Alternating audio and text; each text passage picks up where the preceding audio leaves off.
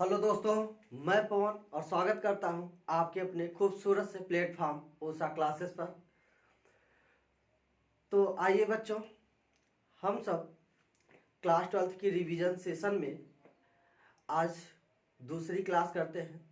कल हमने revision session में देखा था कि कूलाम का नियम क्या होता है और बिंदु आवेश के कारण वैद्युत क्षेत्र की तीव्रता क्या होती है। तो प्यारे बच्चों, हम सब जो है पढ़ रहे हैं रिवीजन सेशन, तो उसमें चैप्टर फर्स्ट को कवर कर रहे हैं, जिसमें हम जो है केवल और केवल मोस्ट इम्पॉर्टेंट डेरिवेशन को ही कवर करेंगे। तो मोस्ट इम्पॉर्टेंट डेरिवेशन को कवर करने में हमने दो टॉपिक को कवर किया है। अब आज हम देखेंगे वैद्युत द्विध्रुव के कारण अक्षीय तथा निरक्षीय स्थिति में वैद्युत क्षेत्र की तीव्रता। तो उससे पहले हम थोड़ी सी चर्चा करेंगे कि वैद्युत द्विध्रुव क्या है। वैद्युत द्विध्रुव दो बराबर किंतु विपरीत प्रकृति के आवेश जब एक दूसरे से अति अल्प दूरी पर स्थित होते हैं तो इस प्रकार के बने निकाय को ही हम वैद्युत द्विध्रुव कहते हैं। तो उस वैद्युत द्विध्रुव के कारण अक्षीय स्थिति और निरक्षीय स्थिति में वैद्युत क्षेत्र की तीव्रता देखेंगे। तो आइए देर न करते हुए हम टॉपिक की शुरुआत करते हैं।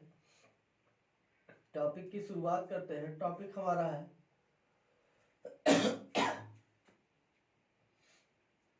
वैद्युत द्विध्रुव के कारण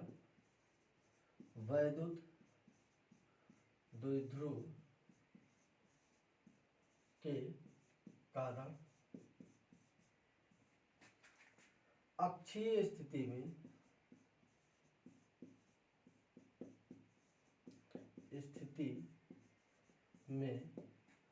वैद्युत क्षेत्र की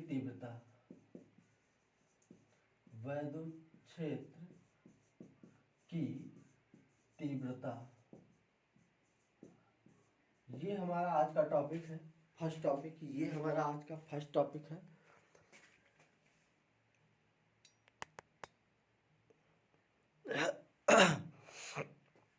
वैद्युत द्विध्रुव के कारण अक्षीय स्थिति में वैद्युत क्षेत्र की तीव्रता। तो आइए इसमें देखते हैं। सबसे पहले हम एक वैद्युत द्विध्रुव का निर्माण करते हैं। तो वैद्युत द्विध्रुव का निर्माण करेंगे। देखिए, हमने अभी बताया दो बराबर किंतु विपरीत प्रकृति के आवेश एक दूसरे से अति अल्प दूरी पर स्थित हों।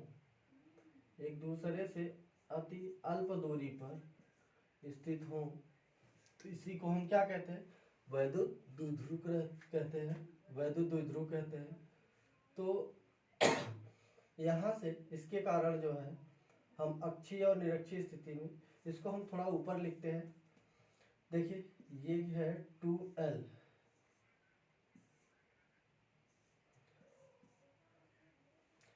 वैद्युत द्विध्रुव की लंबाई है 2L। अब यहाँ से अक्षीय स्थिति में, यानी कि इसके अक्ष पर कोई बिंदु स्थित है P, स्थित है, जहां पर हमें वैद्युत क्षेत्र की तीव्रता की गणना करनी है। तो मान लेते हैं कि यह जो लंबाई है ये वैद्युत द्विध्रुव से r दूरी पर स्थित है। वैद्युत द्विध्रुव की लंबाई जो है L प्लस L है, यानी कि 2L के बराबर है। ये 2L के बराबर है। चलिए आइए बच्चों थोड़ा सा इसमें समझ लेते हैं माना वगैरह। देखिए, इसमें क्या है कि हम समझेंगे कि माना कोई वैद्युत द्विध्रुव जहां से r दूरी पर स्थित कोई बिंदु P है, जहां हमें वैद्युत क्षेत्र की तीव्रता की गणना करनी है, ये माना में लिखेंगे। फिर हम चलेंगे कि माइनस क्यू आवेश के कारण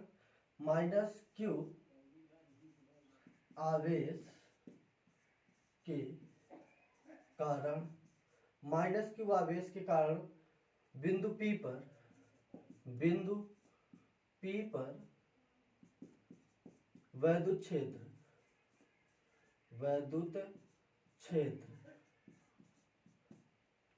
ठीक है बच्चों, तो वैद्युत क्षेत्र या वैद्युत क्षेत्र की तीव्रता भी बोलते हैं, तो उसमें आपको घबराने की बात नहीं है।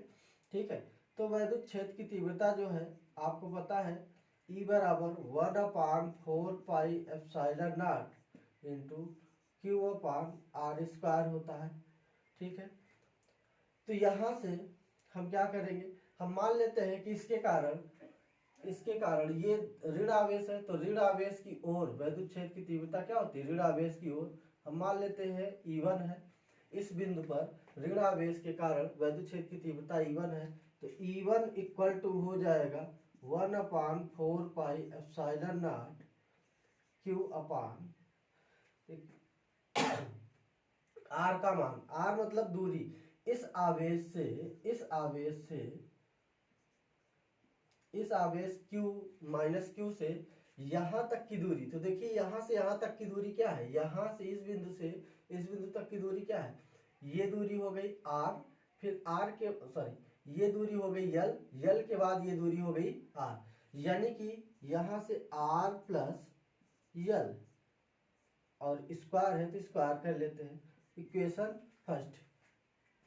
ठीक है प्यारे बच्चों, बहुत ही सरल है, बस आप ध्यान पूर्वक सुनते जाइए और देखते जाइए। इतना इजी मेथड से बताएंगे कि कभी भी आप भूल नहीं पाएंगे। हमने एक बार प्लस माइनस क्यू आवेश से लिया, अब प्लस क्यू आवेश के कारण, अब जो है प्लस क्यू आवेश के कारण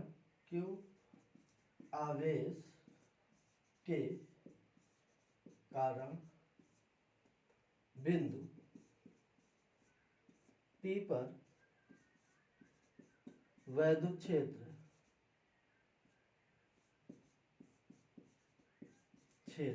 देखिए हम एक बार क्या लिए हैं, माइनस क्यू आवेश कारण, अब प्लस क्यू आवेश कारण, यहाँ पे E2 हो जाएगा, डायरेक्ट करते हैं, E2 बराबर 1/4 पाई E2 कहाँ से आया बच्चों, देखिए धन आवेश कारण धन आवेश से दूर, वैद्युत क्षेत्र की तीव्रता इससे दूर बिंदु P पर, तो यह जो है E2 हो जाएगा, ऋण आवेश का ऋण आवेश की ओर, धन आवेश का धन आवेश से दूर, तो E2 हो जाएगा, तो तो यहाँ से E2 आ गया, Q/r देखिए क्या है, यहां से इस बिंदु से P बिंदु तक देखना है हमें, किस बिंदु से, इस बिंदु से यहां से P तक की दूरी, तो ये दूरी तो हमें पता ही नहीं है, तो हमें ये दूरी तो पता है, देखिए यहां से r पता है कि ये यहां से ये दूरी r है, लेकिन यहां से यहां नहीं पता, तो इस पूरी दूरी में ये दूरी अगर हम घटा दें, इस पूरी दूरी में यानी ये जो डिस्टेंस दिखाई दे रही है, इस डिस्टेंस को अगर सब्ट्रैक्ट कर दे तो ये डिस्टेंस बच जाएगी। तो देखिए इतनी दूरी r है, r में से l को यदि हम घटा देते हैं तो ये बचेगा, यानी कि r माइनस l का होल स्क्वायर, इक्वेशन सेकेंड। ठीक है, तो ये हमें दो इक्वेशन मिल गया है। अब जो है बिंदु P पर परिणामी वैद्युत क्षेत्र बिंदु P पर परिणामी वैद्युत क्षेत्र, बिंदु P पर परिणामी वैद्युत क्षेत्र हम देखेंगे, तो परिणामी वैद्युत क्षेत्र जो है, देखिए अभी हमने परिणामी वैद्युत क्षेत्र के लिए आपके सिलेबस में पढ़ा रखा है, जो लोग न देखे हो वीडियो को, प्लेलिस्ट में वीडियो पड़ी है, जा करके देख लें, उसमें आपको बताया गया है कि अगर इस टाइप की कंडीशन बनती है तो वह क्या होते हैं, एक दूसरे से सब्ट्रैक्ट होते हैं, तो यहाँ से क्या हो जाएंगे, E2 माइनस E1 कर देंगे, और ये E2 माइनस E1 ही नहीं होंगे, यहाँ अंतर होता है, यहाँ क्या होता है बच्चों, यहाँ पर ये देखिए, यहाँ पर ये जो है अंतर का चिन्ह होता है, मतलब जो बड़ा होगा उसमें से कम वाला घटाएंगे। तो आइए हम देख लेते हैं कि E2 बड़ा है या E1 बड़ा है।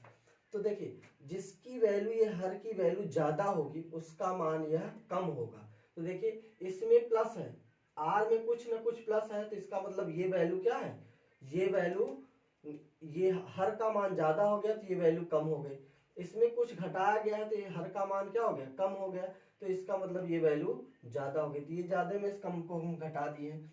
तो यहाँ तक आपको समझ आया होगा।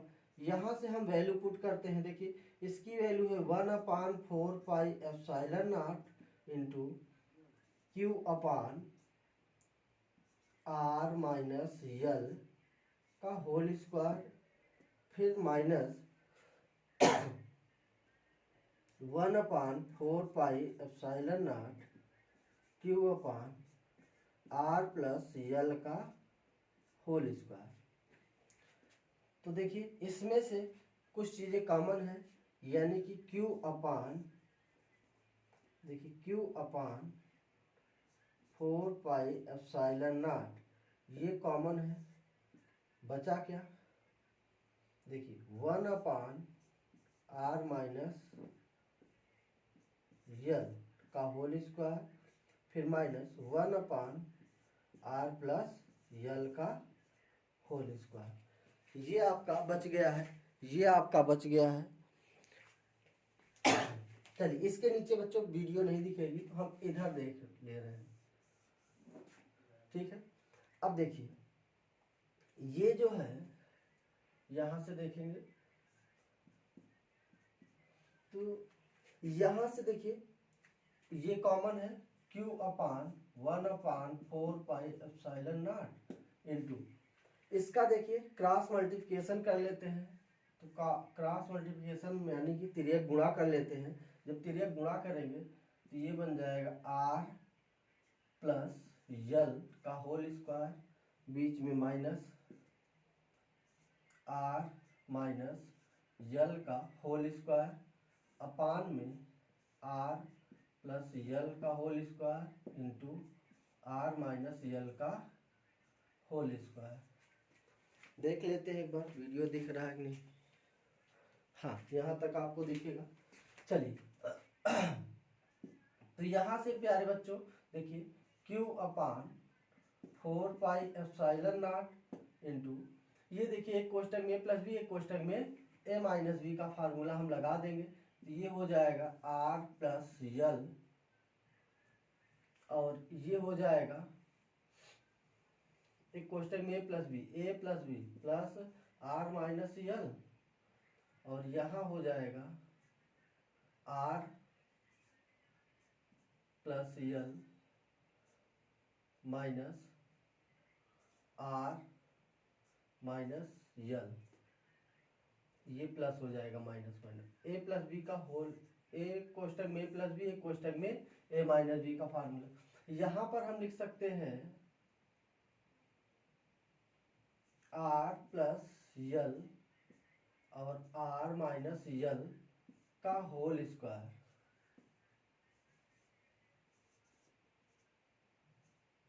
चलिए अब यहाँ से देखिए यल से यल कैंसिल हो रहा है और यहाँ पर r से r कैंसिल हो रहा है, ठीक है। तो यहाँ से हमें मिल गया कितना, यहाँ से हमें मिला Q अपान 4 पाई ये 2r प्लस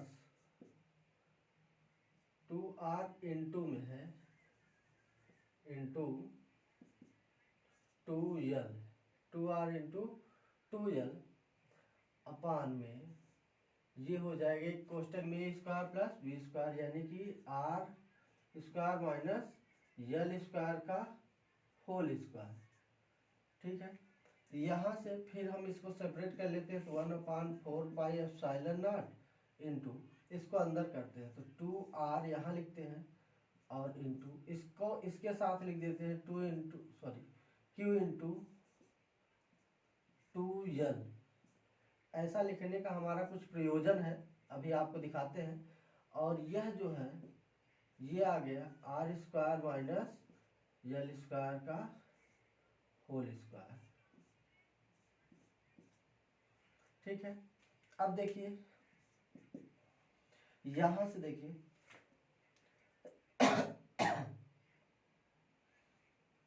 क्योंकि या ऐसे देख लीजिए, चूंकि P बराबर होता है Q इंटू 2l, तो यहाँ से इसकी वैल्यू रख देंगे तो E बराबर 1/4 पाई 2r इंटू पी, इसके स्थान पर हमने क्या पुट कर दिया p, और यहाँ आ गया r square minus l square का होल स्क्वायर। अब यदि चूंकि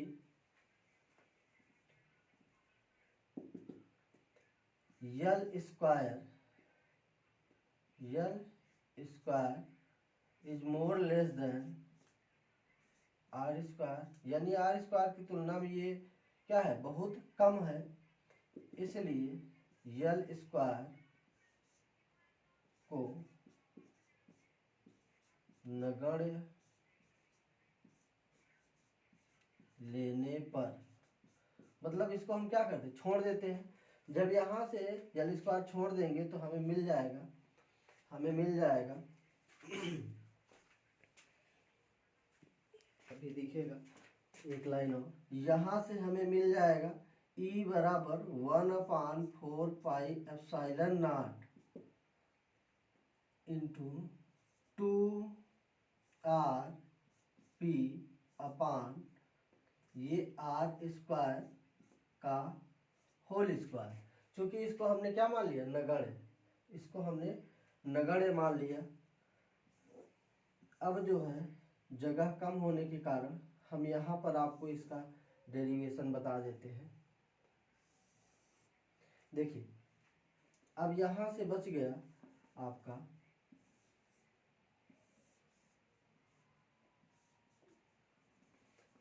ध्यान से देखिए E बराबर, यहाँ के बाद देखिएगा E बराबर 1/4 पाई एप्सिलॉन नॉट इंटू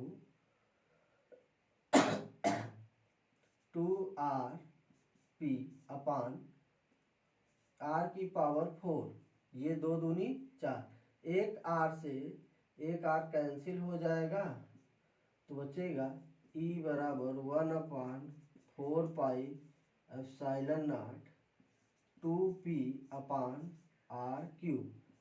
यही मेरे प्यारे बच्चों, यही जो है अक्षीय स्थिति में वैद्युत द्विध्रुव के कारण वैद्युत क्षेत्र की तीव्रता का फार्मूला है। यही क्या है, अक्षीय स्थिति में वैद्युत द्विध्रुव के कारण वैद्युत क्षेत्र की तीव्रता का फार्मूला है। तो प्यारे बच्चों ये बहुत ही सरल है, इसमें कुछ करना नहीं है। वैद्युत द्विध्रुव के कारण अक्षीय स्थिति में वैद्युत क्षेत्र की तीव्रता ज्ञात करनी थी, जिसमें हमने देखा कि कोई वैद्युत द्विध्रुव है जहां से r दूरी पर स्थित कोई बिंदु P है, जिस पर हमें वैद्युत क्षेत्र की तीव्रता की गणना करनी थी। तो हमने एक बार -q आवेश के कारण बिंदु पर वैद्युत क्षेत्र निकाल लिया, फिर +q आवेश के कारण वैद्युत क्षेत्र निकाल लिया, फिर इस पर परिणामी वैद्युत क्षेत्र E निकाल लिया। तो परिणामी हमें घटाने से प्राप्त हुआ। उसके बाद यहाँ पर केवल कैलकुलेट किया गया है। यहाँ आप ध्यानपूर्वक देख लेंगे, सुन लेंगे मेरी बातों को, तो बहुत ही आसानी से कर सकते हैं, क्योंकि यहाँ पे केवल और केवल मैथमेटिक तरीके से हल किया गया है, गणितीय रूप में हल किया गया है। इसको हल करने के पश्चात इसको नगण्य माना गया, फिर ये फार्मूला प्राप्त हुआ, यहाँ से ये कैंसिल हुआ, और ये अक्षीय स्थिति का formula 1/4 pi epsilon not 2p upon r cube मिल जाता है आपको। तो इसी तरीके से प्यारे बच्चों जल्दी से स्क्रीनशॉट लीजिए, फिर आगे चलते हैं आपको निरक्षीय स्थिति के बारे में।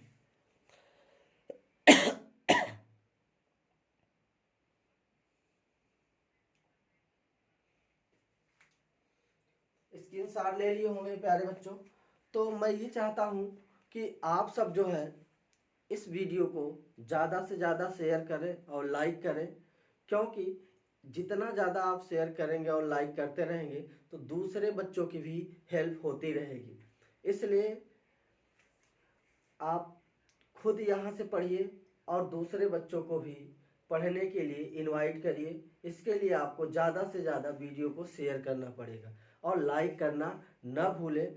मिलते हैं हम आपको नेक्स्ट टॉपिक के लिए, तब तक के लिए आप लोग स्क्रीनशॉट ले लीजिए, फिर नेक्स्ट टॉपिक स्टार्ट करते हैं।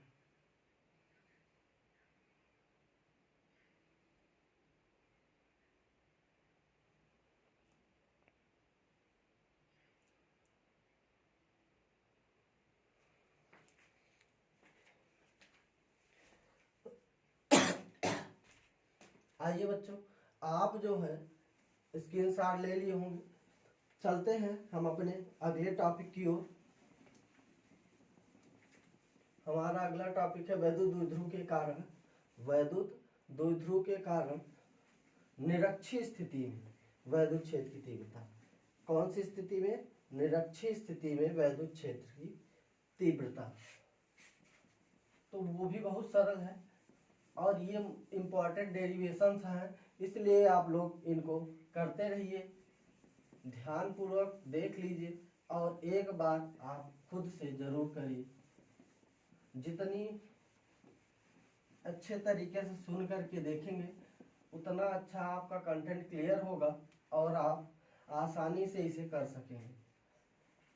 इन दोनों में से एग्जाम में लगभग कोई एक आने की संभावना प्रबल होती है, इसलिए आप दोनों को अच्छी तरीके से सीख लीजिए। अब जो है निरक्षीय स्थिति में यहाँ पर वैद्युत द्विध्रुव के कारण निरक्षीय स्थिति में, निरक्षीय स्थिति क्या होता है बच्चों? देखिए यहाँ से हमारे पास कोई जो है वैद्युत द्विध्रुव है। वैद्युत द्विध्रुव जानते हैं, दो बराबर और विपरीत प्रकृति के आवेश एक दूसरे से अल्प दूरी पर स्थित हो, यानी कि 2l डिस्टेंस पे स्थित हो, तो इसी को हम क्या कह देते हैं? वैद्युत द्विध्रुव कहते हैं। वैद्युत द्विध्रुव के मध्य बिंदु से निरक्ष पर यानी कि y डायरेक्शन में मान लेते हैं r दूरी पर कोई बिंदु P है, यहाँ से r दूरी पर कोई बिंदु P है, ये जहाँ पर हमें द्विध्रुव की गणना करनी है। कोई बिंदु P है, ये P बिंदु है, यहाँ पर हम मान लेते हैं C बिंदु है, C। अगर जरूरत पड़ी तो हम मान लेते हैं ये क्या है? C। अब ध्यान दीजिए, ध्यान देने की बात ये है कि ये आपका कितना है? ये है L और इधर भी कितना है? L। ठीक, क्योंकि टोटल कितना है? 2l, 2l के बराबर है, तो ये l और ये l। अब देखिए l और l है, तो यहाँ से देखिए ये r ये l और ये समकोण, ये कौन सा त्रिभुज बना रहा है? समकोण P A B मान लेते, A और इसको B मान लेते, P A B A C, P A C एक समकोण त्रिभुज बना रहा है, P बी सी एक समकोण त्रिभुज बना रहा है, यानी कि पी सी बी एक समकोण त्रिभुज बना रहा है। तो यहाँ से जब समकोण त्रिभुज है तो पाइथागोरस प्रमेय लगाएंगे तो हमें ये मिल जाएगा। ये आपको पहले एक बार सिखा चुके हैं, इसलिए आपको थोड़ा शार्ट में सिखाएंगे हम। अब डायरेक्ट लिखेंगे तो ये जब हम पाइथागोरस प्रमेय लगाएंगे r square plus l square मिल जाएगा। सेम प्रोसेस से r square plus l square ये भी मिल जाएगा। कहाँ से मिला? ये लंबाई और ये लंबाई पाइथागोरस प्रमेय लगाए, रूट में ये मिल गया। ठीक है, अब हम उसी तरीके से जैसे इसके पहले किए थे, सेम प्रोसेस से हम फिर से सॉल्व करेंगे। माइनस क्यू आवेश के कारण, माइनस क्यू आवेश के कारण बिंदु P पर वैद्युत क्षेत्र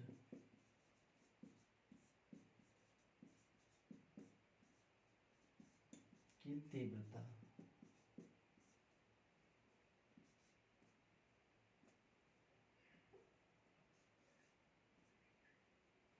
देखिए ये क्या होगा, डायरेक्ट इसमें करेंगे, उसमें एक बार अभी सीख चुके हैं।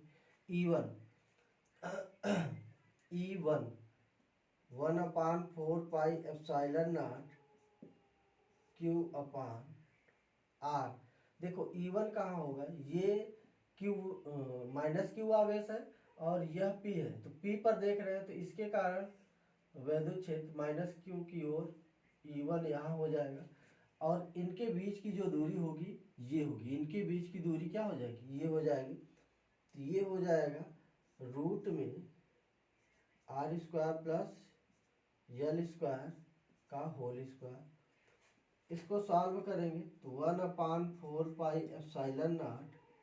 Into q upon r square plus l square का होल स्क्वायर, इक्वेशन फर्स्ट, ये मिल जाएगा। अब जो है आप देखेंगे प्लस क्यू आवेश के कारण, प्लस क्यू आवेश के कारण बिंदु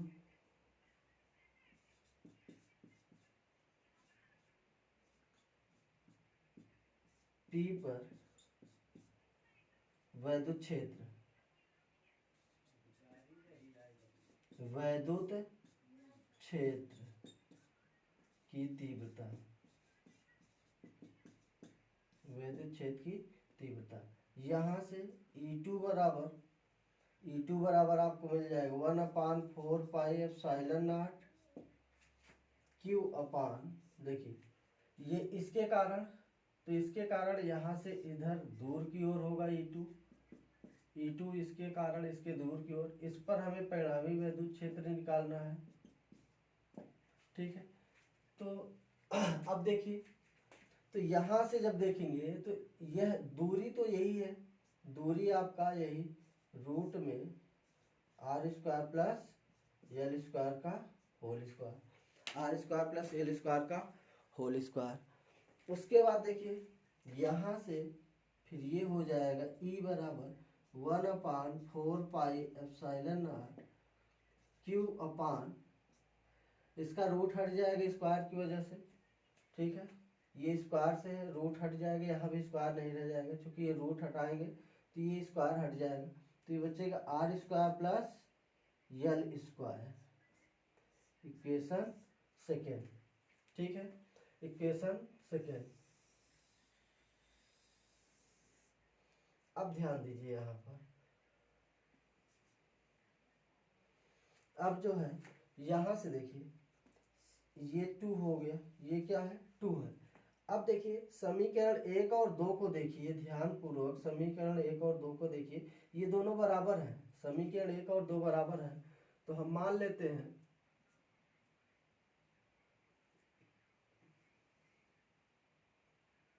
माना या ऐसे लिख देते हैं समीकरण 1 एंड 2 से E1 बराबर E2 दोनों बराबर है, और दोनों का मान कितना है 1/4 pi epsilon into q upon r square plus l square. ठीक है, और इसको मान लेते हैं कि यह किसके बराबर है, यक्स के बराबर।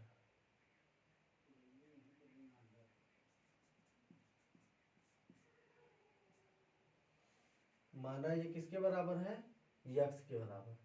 ठीक है, अब जो है बिंदु P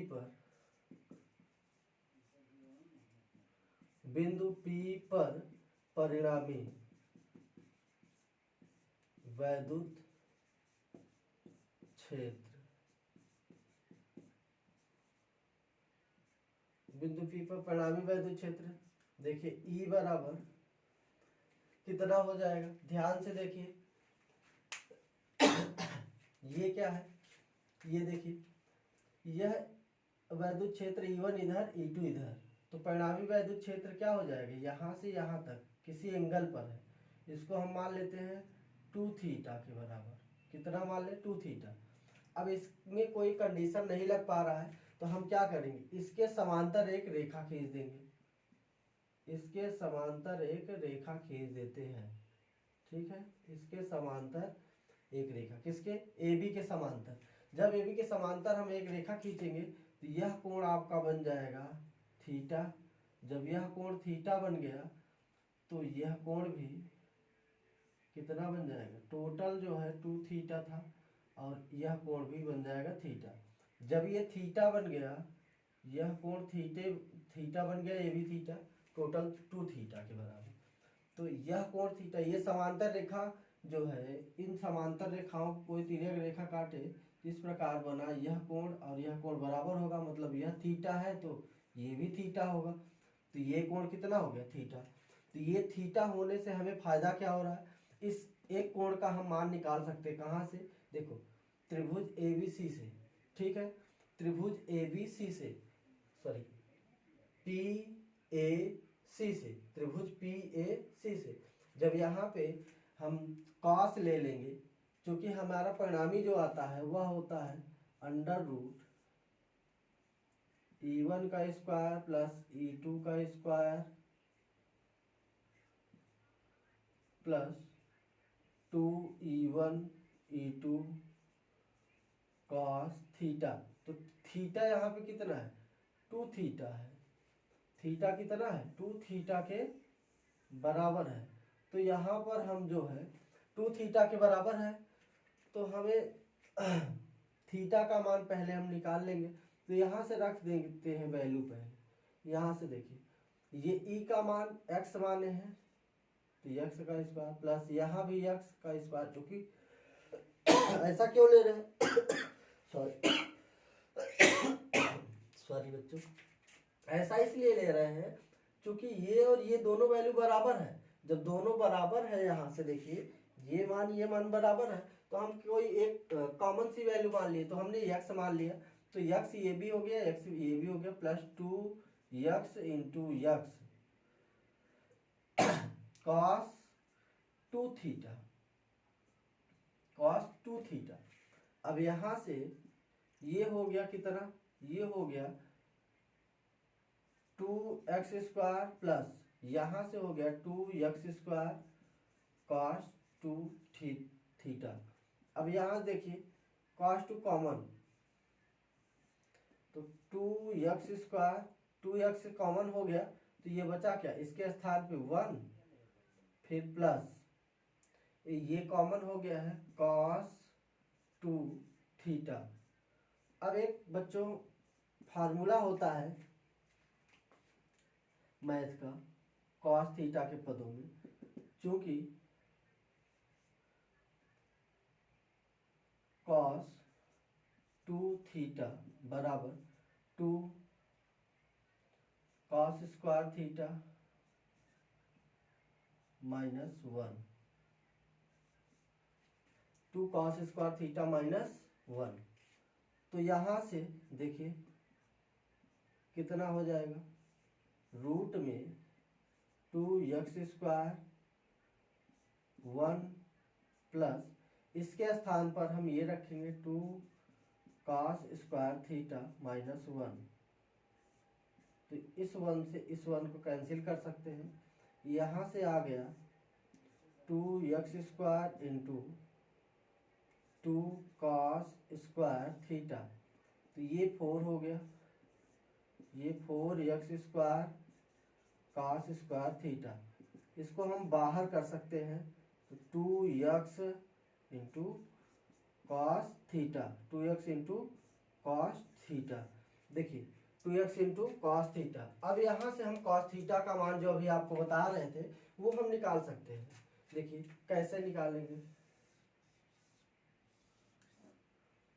देखिए कॉस थीटा का मान हमें निकालना है, तो हम त्रिभुज PCA में, इस त्रिभुज में cos थीटा बराबर आधार बटे कर्ण होता है। तो आधार का कार्य कौन कर रहा है, देखिए आधार का कार्य यल कर रहा है, यल बटे कर्ण का कार्य कौन कर रहा है, under root r square plus l square, ठीक है। ये cos थीटा आ गया, इसका मान हम इस पर रख देते हैं, इसका मान जो है हम इस पर रख देते हैं,